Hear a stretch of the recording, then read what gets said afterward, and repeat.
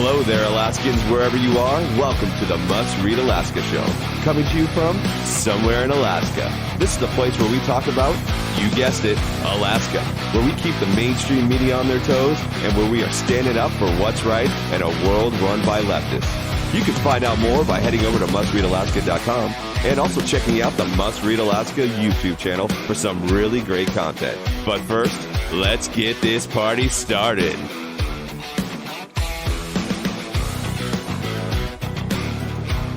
What's good, Alaska? This is Scott Levesque, and you're listening to the Daily Dose of the Must Read Alaska podcast. Thank you guys for joining with me. It is Friday. The weekend is just around the corner, and it is a beautiful day in Anchorage. But as many of you know, when the sun is out there, generally that means it is cold.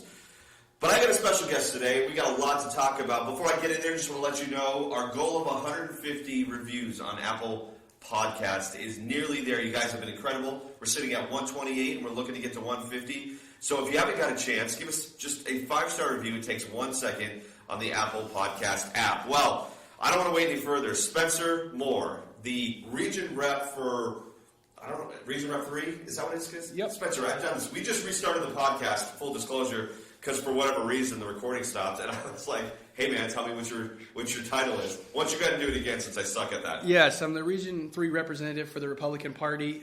We just, like I said, it was over Northeast Anchorage and also Chugach, Eagle River. And we had 5 districts here, and then recently, obviously, with redistricting just taking place, we're now 6 districts. So looking to get all that lined up, dialed in. And so, yeah, that's what I do. Awesome. Well, thank you for taking some time. I know it's a Friday, and people are probably looking for the weekend here, but you've taken some time. And I want to get right into something that you know a lot about, which is your region. And we can talk about house races and redistricting and all that kind of stuff, but what I want to focus on is the assembly, because I think right now for many Alaskans that are conservative, that have Republican views on things, the assembly has been just a bane of existence for a lot of them. And we have 2 candidates. One we know is running, one potentially could be running, and I want to focus on them. So let's start with Stephanie Taylor. Stephanie Taylor is running in District 5 against a formidable opponent in Forrest Dunbar. Now, we know Forrest ran for mayor, lost. He also ran against Don Young for House and lost. But he is still in the assembly, and he is part of a gaggle of left-leaning Democrats on the assembly. So what I'm asking you is, you've had a lot of time to talk with Stephanie. You've had some conversations with her. You got to see how she operates. So give us an overview in your mind for the voter. Who is Stephanie? Why do you think she's an impressive candidate? Well, I'm gonna plug your podcast, Scott, because you had her on a few weeks ago, so people can learn a lot more about her in going and listening to a previous podcast that you had. But just a quick plug for her. Stephanie's a great candidate. She used to be involved in Teen PAC for the state of Alaska, so she is obviously been involved politically, not in elected office, but she's a great community member. She's a great listener. It's one thing in many meetings I've had with her. She listens really intently, unlike some of the current assembly who tend to fall asleep and play on their phones. And so I just feel like she's a great listener. She would be a very caring community member. But that doesn't necessarily make you a great politician. So one of the things I do think she has is great communication skills and leadership skills. I've seen her in the setting at some of her events and some other things, and she's a great leader as well. I do think she is, like I said, Forrest Dunbar, everybody knows that name. I do think she's doing really well with the team that she has around her. I think the money's flowing in pretty well for her. So I would say, if you are a conservative in Anchorage, I would check out Stephanie for AK. I believe it's her website. Give her a check out. If you're on the east side of town here. And if you can donate to her campaign, donate or get involved. See how you can be a volunteer for her team. Listen, we've got to replace some of these assembly members that are just absolutely killing our city. So, and she is a pro-jobs, pro-economy, great candidate that I'm excited about supporting. Not many people I'm excited about voting for and supporting, but Stephanie's one of those few people that I am both excited to vote for and personally support. And I'll probably end up volunteering for her as well in wherever she needs. And that's kind of what we need our local community members to do is, hey, where can I help? Right. So I know that when she was on the podcast, one of the things she did talk about was her political views, particularly as a conservative, somebody who's looking at a worldview of the conservatism that seems to be lacking on the assembly.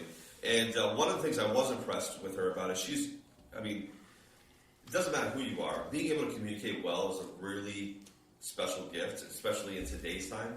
And she seems like she does that very well. The other thing that's really interesting is, how do you think she stacks up against Forrest just in the sense of District 5? Like, I know Forrest has obviously he's garnered a lot of support. I know the last time he ran and had over 8,000 votes for him. District 5 is a hit or miss district when it comes to voting. Sometimes people get out and vote, sometimes they don't. And more particularly, this is probably a better question for you, Spencer. It's pretty well known that mail-in voting really leans to the support of Democratic candidates. I think I always tell the listeners here on Must Read Alaska, I have like a GIF that shows the 2016 election and each state how many electoral votes a candidate would get just based on mail-in voting. Donald Trump would receive one, Hillary would receive the rest, just by mail-in voting. Right. So how can I always try to encourage people that listen to this who are conservative Republican, vote. You got to vote. Yeah, I think the last election we had somewhere like between 17 and 19%, and that was pre-pandemic assembly race back in 2020. So between 17 and 19% of the population. So if that trend stays true, I think that probably is a problem. Yeah. I do think that people over the past year and a half, though, have begun to take note of what's happening in our city. Specifically what our assembly members are actually doing, because the things that they're doing are affecting our lives, our businesses, our health, things like that. So it's a lot more intrusive than it was probably a year and a half ago. So I would hope that 17 to 19% would be, even if we got 5 to 10% bump on that, I think that would be a huge win. So getting out the vote. Obviously, it's different when it's not a day, like you said, mail-in ballots. So getting people to return them, I do think this is a problem for conservatives, specifically because of your comment on the confidence in mail-in ballots. But just like Dave Bronson, you know what? We still have to use the process that we have. I'm not saying we can't look for ways to tweak it and fix it. Sure. But we've got to use what we have. So coming up this April, it's not going to be any different. But you know what? Let's put a couple of conservatives in office and let's get some legislation passed that maybe takes it back to an election day, not this process of 2 weeks and we're going to count whenever.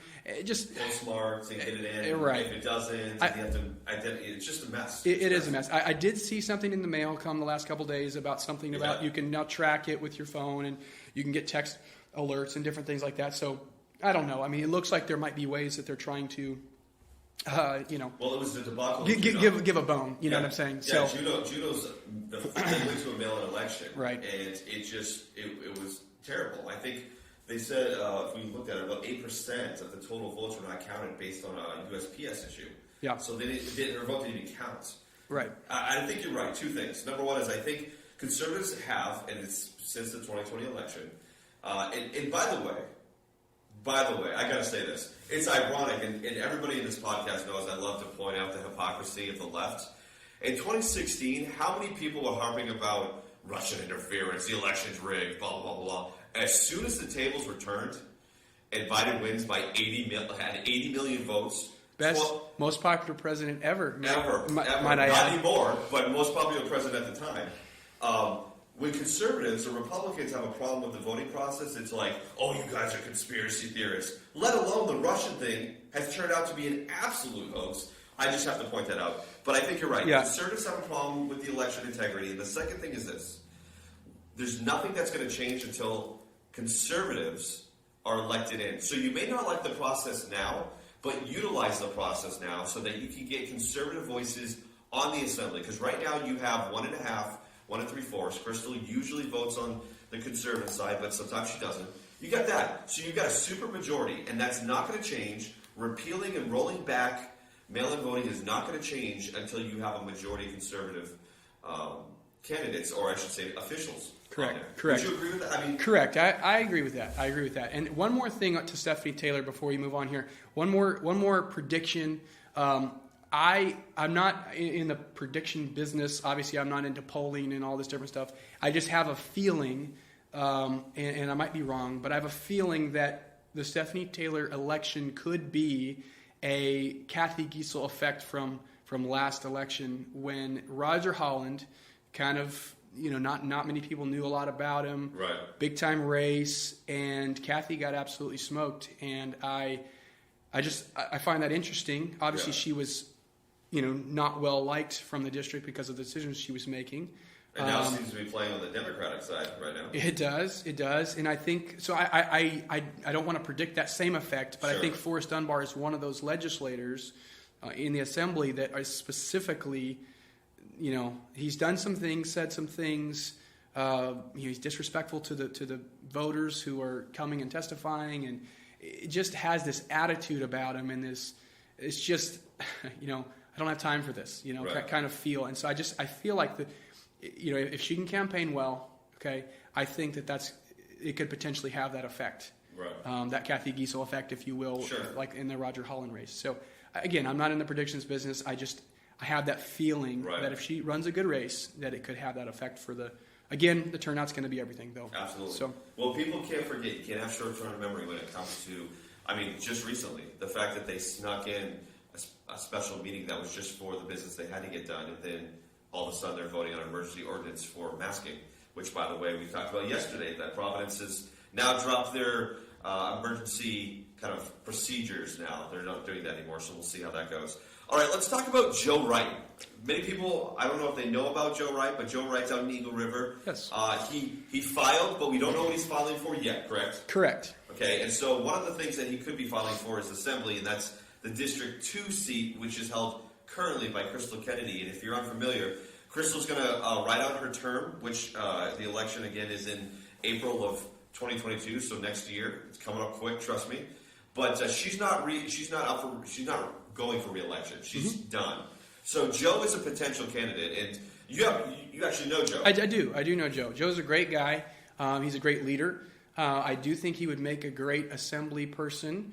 Again, I don't know what office necessarily he's going to file for. I think he's put in for or a letter of intent for both municipality and state. So that's 3 different offices. Honestly, it could be Senate, could be House, could be Assembly.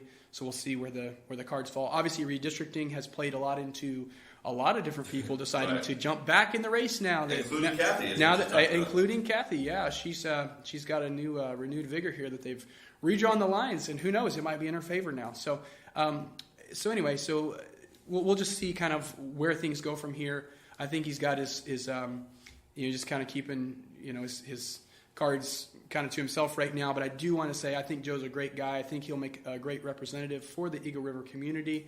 I do think he's a great leader. He's been on a lot of different community things. I think he's actually a community council president or whatever the top dog. Executive director. President of his community council there. So he's very involved in his community, and so I think he would actually do really well. I think he knows the issues of the community. I believe he's former military.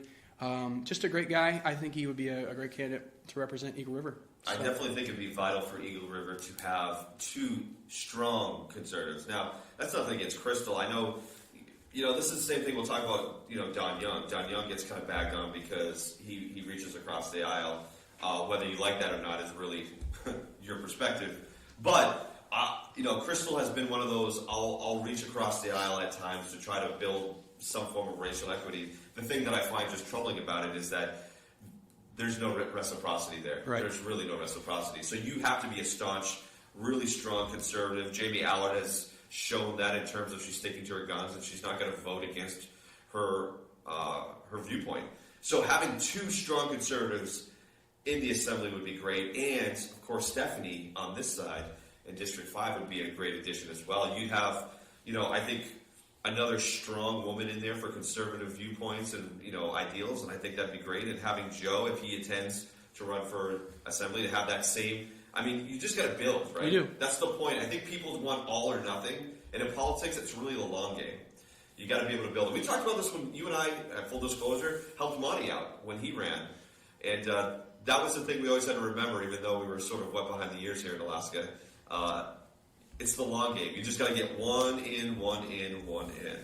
So one of the things I think is interesting I want to talk to you about, Spencer, is Governor Dunleavy. I think what I talked about the other day is we're involved in echo chambers, particularly on social media, and social media in the form of Twitter and Alaska Twitter is very much like Democrats, news reporters talking about how crappy Don Young is, how crappy all the elected Republican officials are, and the two specific is Bronson and Governor Dunleavy. Those are the two they love to harp on. I mean, anything they do. But a recent poll that came out, and we talked about this on the previous show, shows that his popularity is at 57%. And let me give you some perspective on that. He's at 57%. DeSantis is at 52% in Florida. And then you have Governor Abbott in Texas at 50%. Now, I don't know the methodology for the poll, and I know when I told you that early on, you were like, how is that even possible? DeSantis is on fire. Are you sure that wasn't like a Democrat-run poll there? No, I'm just kidding. Yeah, go ahead. Yeah. But the point is this. If you just read social media in your echo chamber, you think that Dunleavy is a dud, and that's just not the case. People actually like him, and one of the particular things they liked about is how he's handled the pandemic and COVID-19. What are your thoughts on how he's handled that? So I do think he's done pretty well. I think that at the beginning when we went under the emergency order, obviously it was so unknown to everyone, and I do think he did pretty well with mitigation plans and different things like that.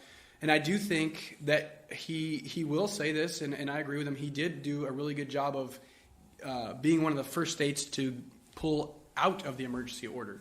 And obviously, our airport went away from testing, obviously. And so he did some good things. Obviously, he for those who support or wanted the vaccination, he was able to give them access to that. Early on. Correct. One of the first states to allow 16 and up. Right, one of the first states to do that. So he gave early access to that for those who wanted it.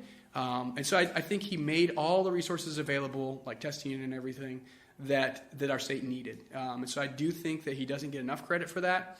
Now, I mean, you can be either side of the aisle on, different treatment options and things like that, but I do think he's made available what needs to be available.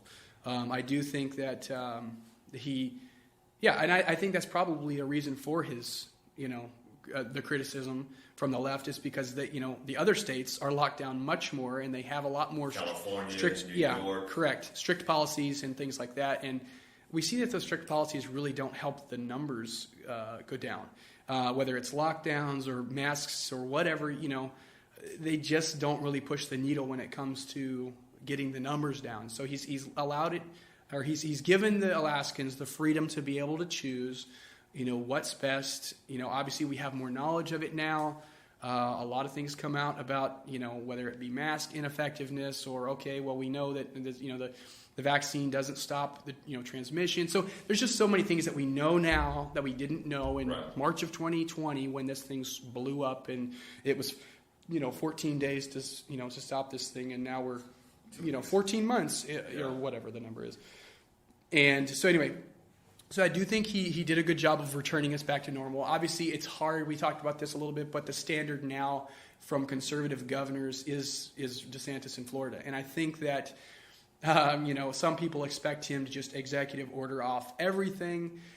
Different state, different rules. Right. It's different state, different rules. I think he's kind of hamstrung in that a little bit, just because I don't think that's the way our state constitution is structured to be able to do that, to be able to just override cities and say, you are not teaching critical race theory, you are not going to mask or, mandatory vaccinations and mandatory masks. And, he's not able to do that. Now, I'm not saying that he's done everything and he's played all of his cards. I'm not saying that by any means. I'm not putting him off the hook here. I am saying, though, I think our state constitution is structured different than Florida, and I think that makes it a little different. So, yeah, I do think his popularity is decent. I think he's got a good chance to run for re-election or to win in re-election. So, yeah, that's kind of my thoughts on Dunleavy. I think he some people would like him to be more conservative in certain areas. Like I said, I just don't know if it's structured in a way that, and it might be the team he's got around him. I don't know. It might be those advising him, because again, a leader is who you put around you. Sure. And if you, and here's a cheesy statement that was told to me, but how do you soar like an eagle when you work with a bunch of turkeys? I mean, that might sound cheesy, but that North Carolina draw. It is. That might be in North Carolina coming out on me, but how are you able to be a good leader if you have those working around you that are not able to push you to the caliber of being a great leader? I mean, you look at Donald Trump's, the people he used to put around him in the cabinet were high caliber, usually private business people that came in that were successful, not these cronies. Yeah. And when you bring on these cronies and these people who've been in the political business their entire life, they're not necessarily great at thinking outside the box. Yeah. And that's kind of what you have to do nowadays to be an effective leader. So it's interesting. I think Governor Dunleavy has done a great job speaking about the pandemic specifically, about leading with people's liberty and freedoms before anything else. I mean, the man has been pressured by every entity, from the assembly to the legislature, for mandatory statewide vaccinations or mandatory statewide masking, whatever it may be. He's been pressured and has said no, he's not doing that. I do understand the popularity for that. People want freedom, regardless if actually you're a Democrat, particularly if you're more centrist in the left side of that center. You really appreciate it. I've talked to numerous people that are not going to vote for, that didn't vote for Forrest and voted for Bronson for that very issue, but tend to vote Democrat or blue most of the time. As far as, I'll be interested to see how the next year works with Dunleavy, and I think he's got a lot of really smart policy people in place right now that I've had a chance to speak with. And the ironic thing, Dunleavy is far more conservative than DeSantis, believe it or not, in the policy realm. We just need, I think people want to see. I think people need the evidence of that in the form of getting things accomplished. Or at least being told what is going on. I think sometimes... Or getting a vision, right. Yeah, I think sometimes the biggest blunder to some of that is not actually letting your people know, hey, I've done this. This has already been enacted or whatnot. So it'll be interesting to see moving forward. But let's go to more of a state rep for us. Don Young. Don Young has kind of been... Well, it depends on what your viewpoint is politically on this, but Don Young, as yesterday we talked about, voted for a national vaccine database. And I didn't spend a lot of time talking about Don in that particular thing. I spent most of my time talking about the database because I think it is absolutely wretched. I think it is a setup. Everything's always a setup, right? And anytime an entire country's the populace's vaccination status, it just makes me uncomfortable. We have medical privacy laws, HIPAA's a part of that, and the two things on this that I'll just ask your opinion on is the rep that introduced this bill is from New Hampshire, and I can't remember, I think Custer is her last name, and this is her explanation. The two reasons why this needs to happen, this $400 million project to increase infrastructure and get all the data collected and parsed out is, number one of the main reasons she wants to do this is so that they can, I guess the word would be text, but so they can alert through text when the individual is in need of a vaccine. That was actually an explanation. The number two explanation is to provide more vaccination resources, meaning the vaccine itself, to populations who are not, that show low vaccination rates. In other words, to give the vaccine to areas that are not highly vaccinated.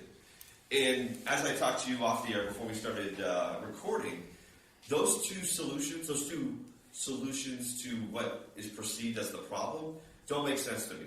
And I'm going to set this up and I want you just to take the reins and run with it. Number one, who is making the recommendation that you need to get a vaccine or a booster through that text? Because I can tell you this, the doctor's not. That's a federal database. So those are federal ideological assumptions that are being made that, hey, Spencer, you need to go ahead and get your booster. Or, hey, we noticed that you don't have your COVID-19 vaccine. Number 40 now, it seems like. You need to go get that. First of all, why should the government know that? Second, the second explanation was so that vaccinations can be brought to lower rated in vaccination areas. So vaccinations that need to go to areas that show low vaccination rates. That has never been a narrative up until right now. And I said this yesterday. The narrative has always been the vaccine's out and yet people are not getting vaccinated. Why? They have plenty of access. And to me, it is just a backwards way of continuing to push that narrative, which is like, oh, we're going to go to the lowest vaccinated areas and provide them resources. Analogous to, we're going to the lowest school systems to give them resources. That's actually not what's going to happen. I'm curious what you think about this database. It's a lot to unpack. I think the vaccine database, it just sounds to me like, like a gun control, gun registry database where, hey, we can separate the citizens based on, oh, this person is a pro Second Amendment. Oh, this person's an anti-vaxxer. This person is instead of just saying, you know what, in America we have freedom. And according to the Constitution, you have a freedom to be able to say, okay, this is what, this is a freedom of speech, this is a freedom of religion, this is a freedom of, assembly, whatever your argument is there. I think that Health and Human Services, the CDC, all those, what's the purpose of collecting this data? What's the purpose? Okay, are we second-rate citizens? If we don't get the vaccine, are we top-tier citizens if we're vaccinated? What's the reason behind that? Sure. Because they haven't been worried about, this hasn't been done in the past, when we had other things like this. So there's something, again, this has been a Trojan horse for pretty much everything. It sounds to me like the introduction of the social credit score that China has introduced many years ago, which was, hey... and now Canada's introduced it. Right. If you play nice in the sandbox and do what we say, then you are this kind of citizen, and you get extra stars or extra whatever benefits, if you will. And you are a higher class citizen because of your choice to, whatever, go along and play by our rules. So anyway, so that obviously that little alert goes off in my mind when I hear vaccination database. I think the other thing is, so we're going to get this alert, right? So they're going to know, and they're going to be reminding us. So what happens when the reminders come and then they're ignored? Right. Well, we've sent you 3 reminders. Now we're sending sending somebody to your house, right? To follow up, or what? We're here. We're the government, and we're here to help you. Right. I mean, again, that sounds like a Reagan prediction that was kind of scary, right? Yeah. I think the other thing is provide vaccination resources was the second thing you said there. And let me just say that there has never been a short supply of vaccination resources. If you need to find a vaccination place, it is literally everywhere. You watch a video on YouTube, and guess what? You'll find out where to go get vaccinated. You go down the street, I've seen yard signs and signs on clinics and signs on, get your vaccination here and do this and that. I mean, this has been the biggest major retailer, biggest marketing campaign in the history of mankind has been, if you need your vaccine, here's where you get it. And I think people know by this point in time. And the other thing is it's free. Yeah. So when you talk about getting it to these locations that are not vaccinated in the percentages that they're looking for, it's not because they don't have the resources, it's because the people have chosen to say, you know what, I don't feel like I need it. And I think that goes against their narrative. They think, well, something has to be, we have to put more resources there. Right. I don't think that's the answer. It's just like the government throwing more money at an issue that doesn't necessarily need more money. And they do that with almost everything. And that's how the government gets bigger and, obviously just pork belly packages that they push that aren't necessarily effective. And so I think that's exactly what they're doing here. So the alert kind of scares me. And the vaccine vaccine resources, I don't think you can give any more resources at this point. I mean, that's just so for Don Young to vote for this. He's made a couple votes lately that just make me feel like these are votes as if you would want to retire. I don't know. Like with the infrastructure bill that he voted for, this vaccine database, I just don't think these are issues that Republicans are going to be very excited about. I think that, and we just mentioned there's a lot of Democrats that aren't even excited about this vaccine database or mandates. People want freedom, and I think freedom is one of the planks of the Republican platform, and I don't know how you rationalize that with some of these votes. There might be something good that could come out of this, but I don't see it. Right. And so I might be nearsighted here and not see the benefits to this. I just see the introduction of communism into America, which has been a very vast introduction. If we're not halfway there. It's definitely a radical left viewpoint. I'm going to give you a couple of things that I want to hear your comments on. Number one is this. The only way they really are going to know what areas, so that second thing, like, hey, we want to provide resources to areas with low vaccination rates, is by this database, because they can start to pinpoint more selectively where people are not getting vaccinated. So, like you said, maybe flyers show up on your door. You get those text alerts. And people think, oh my gosh, there's no way they're going to do this.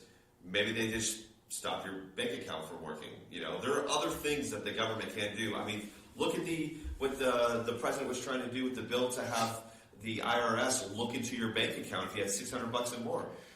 Which should be most citizens, right? So that's probably at least, yeah, 90% of citizens right there. Yeah, at least at one point or another, right? Right. And I don't even know what the bill totally I bet you there's lots of teenagers who have $600 in their bank Sure. account. So what's the purpose there? So if we're allowing the IRS to have a sweeping view of private citizens' bank accounts, what's to prevent the Health and Human Services Department from just saying, like, hey, we've texted you 3 times, we're going to go ahead and shut this down until you respond. Everybody says, oh, that'll never happen. Well, people said that, oh, it'll never happen, that the government will reach into your bank account. Well, I think right now what you see in Australia, if you've been keeping track of some of the things they've got there, whether these are these quarantine camps, I like to call them concentration camps, they're absolutely just devastating. They're saddening. I've watched videos of people who get COVID or whatever, they test positive, I don't know. And they're in these quarantine camps. They're in these concentration camps where they can't leave.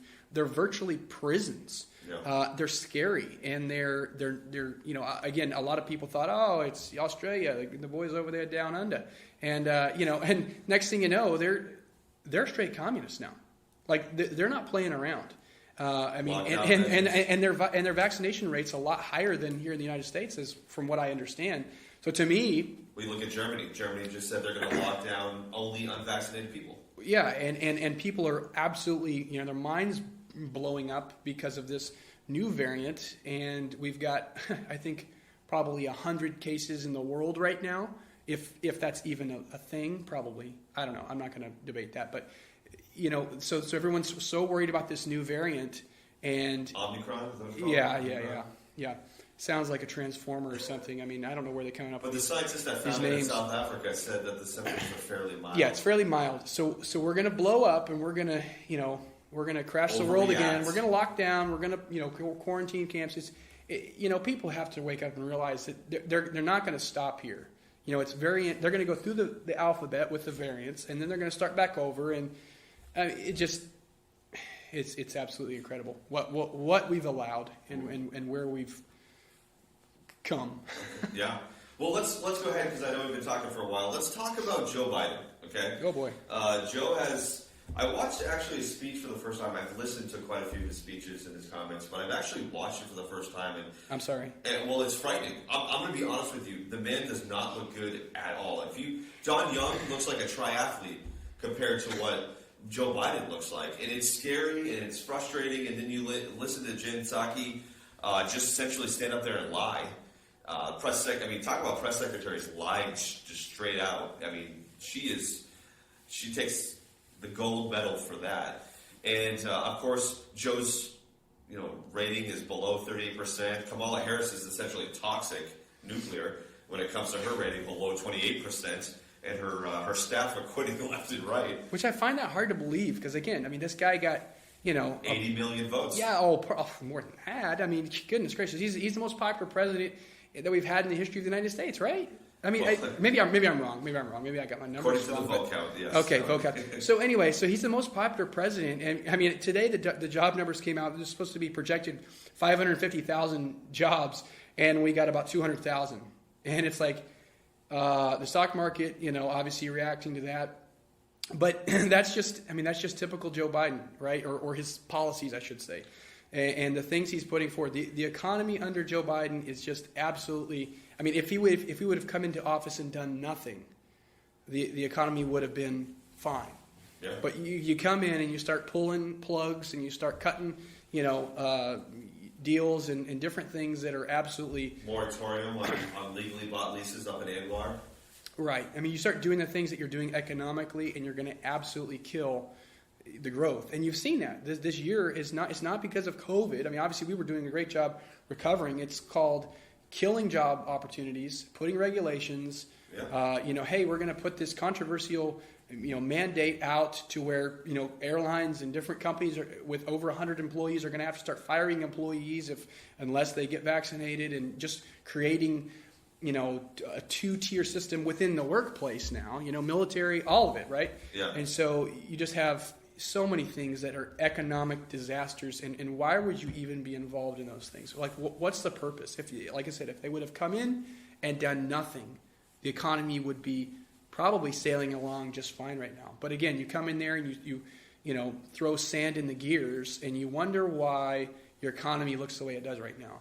Well, just people inflation. We didn't even talk about inflation, but yeah. I mean, obviously the job numbers, inflation, everything. I mean, gas prices they're bragging about, and they're excited about 2 cents, down on their gas prices when it's risen $1 since the days of Donald Trump. And so, and I'm not saying the president is the only one that affects the gas prices, but when you cut off the pipelines and you kill all that stuff, it's going to have an effect. For sure. So, yeah, and I think, Joe, listen, the irony is that Joe's people just a week and a half ago were touting year-over-year job growth has been phenomenal. It's been, our presidency has shown year-over-year job growth. Well, the problem with that is that in 2020, everybody was losing their job because we were shutting down. So when you shut down and people lose their jobs and then they get rehired in 2021, that's not job growth. That's not exponential job growth. That's just coming back to work is essentially what that is. And I think that not enough people, I mean, when you think about the amount of businesses that had to close their doors during 2020. Just in Anchorage. Well, yeah, we'll talk about locally, but just think about nationally for a minute. We talked about the job numbers. They were 300, I think it was like 340,000 under what it was, under projection, okay? That in my mind is a reflection of businesses closing. Right. Okay, so we're getting ready to go into the holiday season that's supposed to be, UPS and FedEx and all these companies, retail. You're supposed to be hiring seasonal employees to help really bolster up before the holiday season, and you have this rush of, Black Friday shopping and Christmas shopping and all this different stuff. So that's when you have a lot of seasonal employees that are hired. And so to miss on a number of 340,000 jobs nationwide just shows you that, okay, you've got small businesses that are not recovering from the pandemic, or they're completely gone, right? Businesses that are completely shut down. Again, Walmart and Amazon, those guys are fine. Those guys weathered the storm because they didn't shut the doors. They didn't, those were the guys that actually thrived during this time. They were exempt across the nation, actually. You can't go to church, you can't go to this place, you can't go to your restaurant, but guess what? You can go to Walmart, where there's, or your pot shop, or your liquor store, or whatever, right?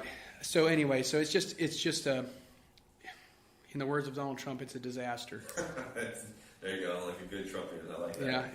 Yeah. I think it's really interesting that the Biden crew is just trying to tout anything spectacular to boost the ratings. I mean, this is the problem I have with just the news cycle. We've already forgot about the unmitigated disaster of Afghanistan. Oh, yeah. I mean, people don't even talk about that anymore, but the fact that there were still thousands of Americans trapped in that country, and Joe Biden is sitting here and his people are touting, hey, we've had the best year-over-year job increase. Well, it's not really job increase like we talked about, when people are just actually getting able to go back to work and make a living, right. And then you miss your job projections by 340,000.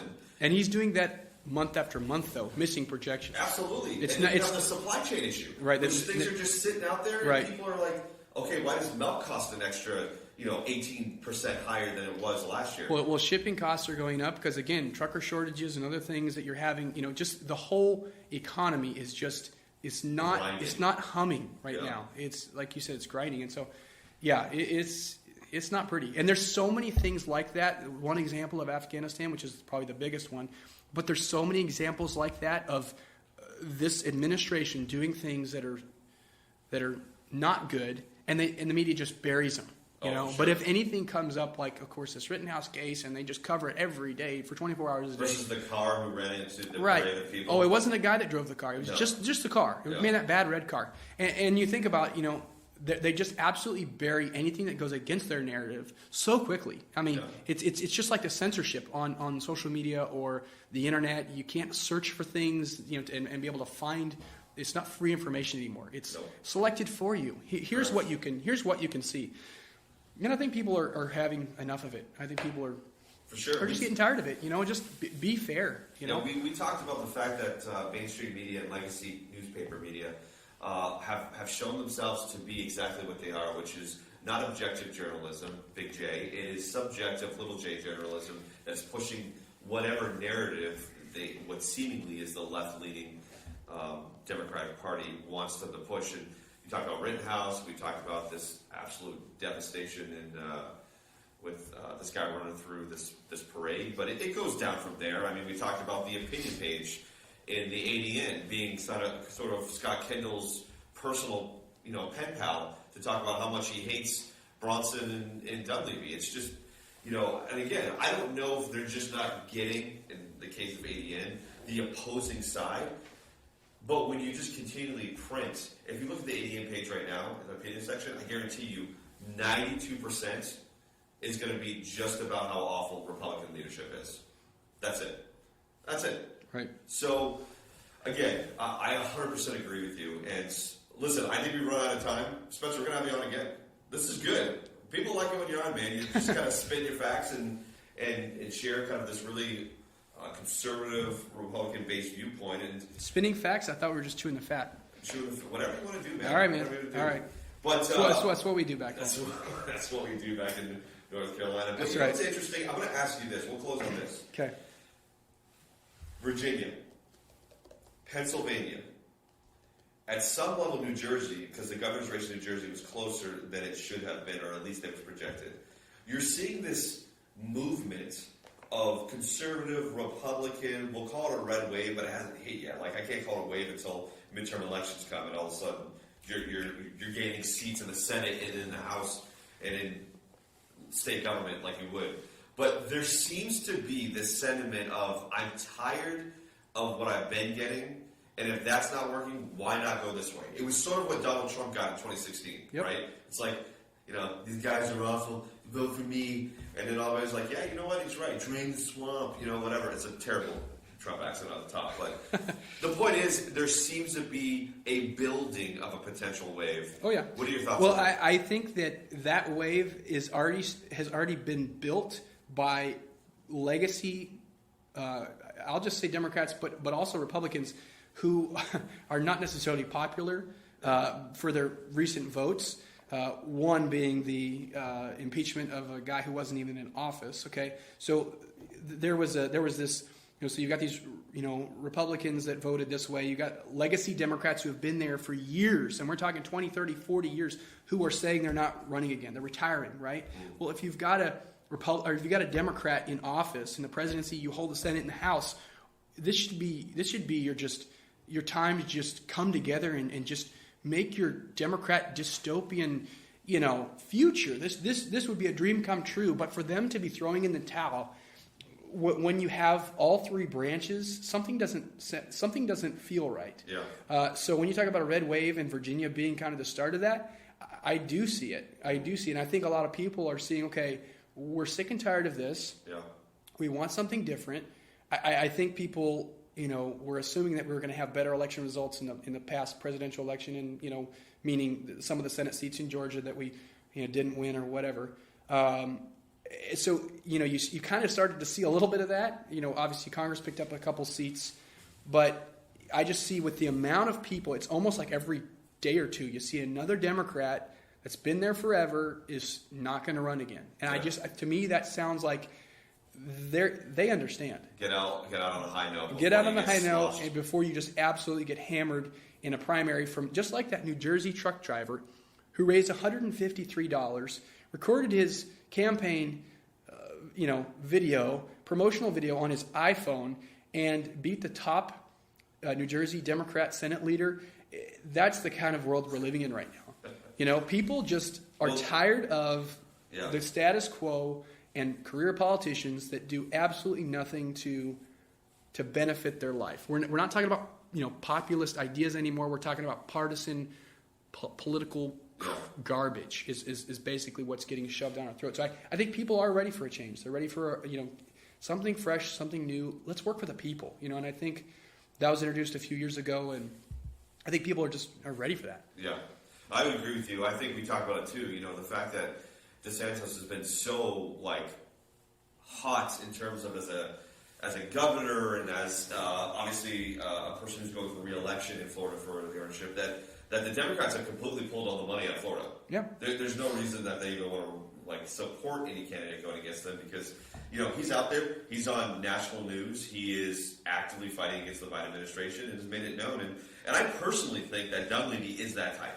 I actually do think Dunleavy is the type that would stand out. Now, he's not in the national news, but he certainly has jumped on a lot of these lawsuits that has been big wins for Alaska in terms of, for example, the first one was stopping the mandate from vaccination, period. The second one was stopping healthcare workers from being forced to get that. That was just recently. Right. Those have got to be touted more because that's the stuff he's jumping on with DeSantis and a lot of these other governors that are red hot in the news right now. And if he wants that, in my opinion, if the re-election becomes a little bit easier for him when people start to realize their governor's fighting for their freedoms, not necessarily against them. Right, and I think he's got to be a little bit more vocal too on those things. Like this is how I'm helping and benefiting you, right. The Alaskan people. Yeah. So I think that it's great that he's doing that, but sometimes it's how you package it. Totally. And I know the media is against him. I understand that because they're against anybody that's doing anything positive for the people, right? Feels that way. Certainly feels that way, and so, yeah. Well, man, I appreciate you coming. Absolutely. Awesome. Well, guys, again, if you haven't yet, go ahead and check us out on Facebook or YouTube. It's all under Must Read Alaska, one word. And if you want to continue to hear these great interviews, we got Spencer here today. I'm sure he'll be on again soon. But we try to make sure we bring people on that you want to hear from or maybe don't know but have a great conservative mindset or maybe look at things a little different. Go ahead and go to mustreadalaska.com, and at the top right, you can give us just a little bit of a nod by your support. Any little bit counts and helps. And we do appreciate all our supporters, listeners, and our readers. If you haven't as well, we're on MeWe, Parler, Twitter. What else is there out there? My goodness, there's everything. We're all under the same handle, which is Must Read Alaska, one word. Well, guys, we're done for the week.